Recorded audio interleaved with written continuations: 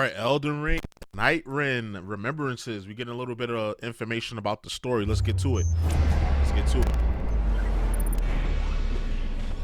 One strike. Elden Ring gladiator. is a game steeped with lore. Story details are everywhere, from traditional cutscenes, environmental details, conversations with NPCs, and, yes, the FromSoft classic, even buried within item descriptions. That looks crazy. But Elden Ring Nightreign is a very different type of FromSoft game. It's an online-driven co-op PvE game with roguelite elements. That makes it a bit difficult to deliver the usual kind of FromSoft narrative. So, how is the story in Nightreign conveyed? Well, let's talk a little bit about Remembrances. Let's get to it.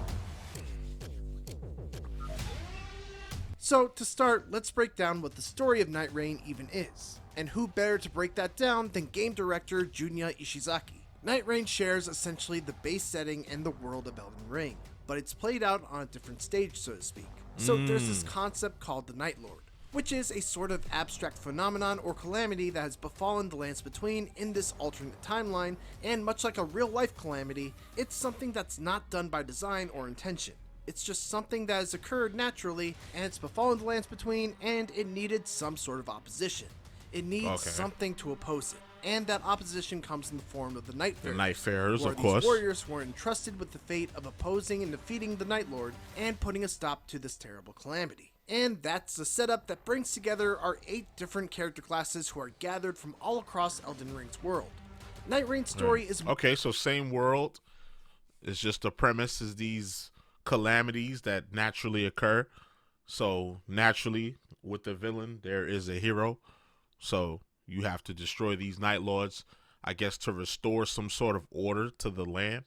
Because, you know, you do have that fire, that all-consuming fire that closes in, you know, kind of like how you do in Battle Royale. So that I guess that plays into the narrative as well. Okay, that's cool.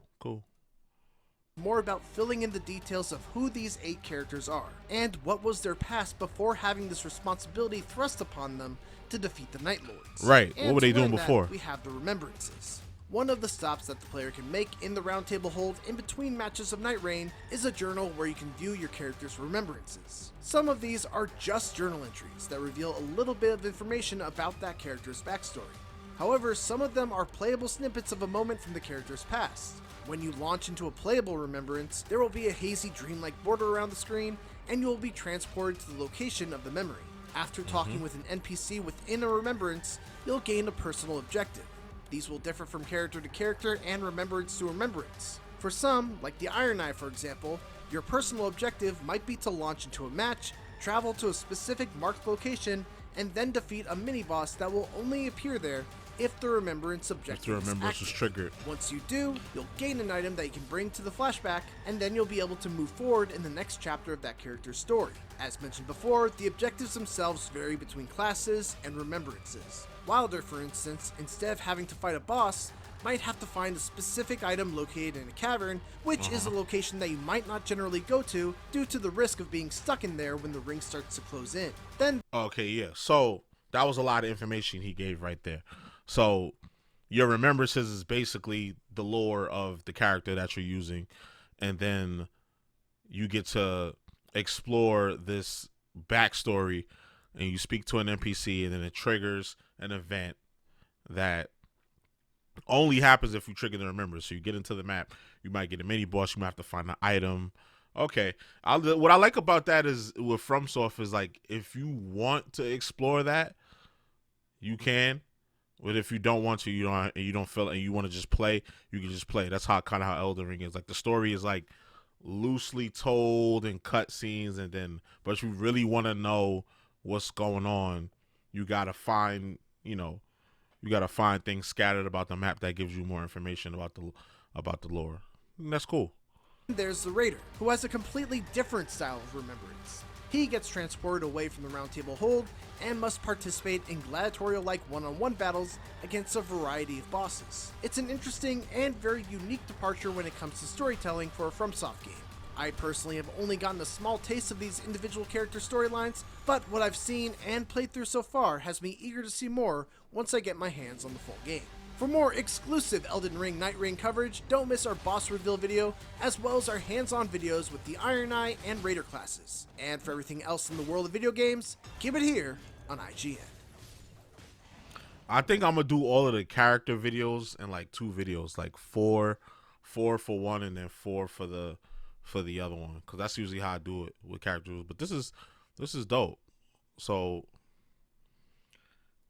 you kind of go around. Some of these are just and journal you can look at entries the that story through the remembrances, and the remembrances are these flashbacks that you play through, that you, as you can see here, you physically play through. You meet the NPC, and then sometimes it leads to a specific boss that wouldn't have been there, a specific item that wasn't been there. And then one of the characters that they showed, the gladiator, it showed him doing like a gauntlet. So I'm assuming all 8 classes, all 8 characters have their own unique remembrance situations, and I'm excited to see how that goes down, and what type of lore each character has, because they each have a very unique design, very unique attack style. So I'm pretty sure some unique stories come along with that. I think that's really cool.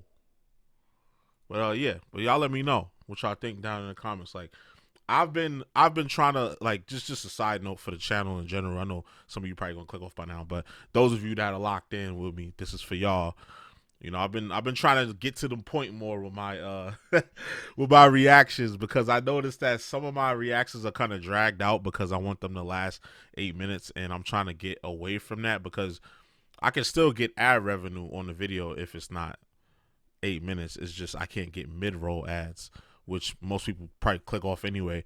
So if I could get, I'm still gonna get the pre-roll ad every time, and the post-roll if you make it to the end. So yeah, I'd rather people stay more and hear what I have to say rather than get 2-3 ads while they're watching and then they cut it off. But yeah, I'm saying that now. I know this sounds like a yap, but I'm being for real.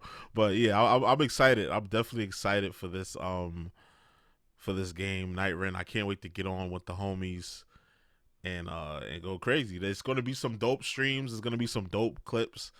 There's gonna be some dope memes made of this, and I can't wait till we get to that point. We're gonna have our Night Lords, and we're gonna go crazy.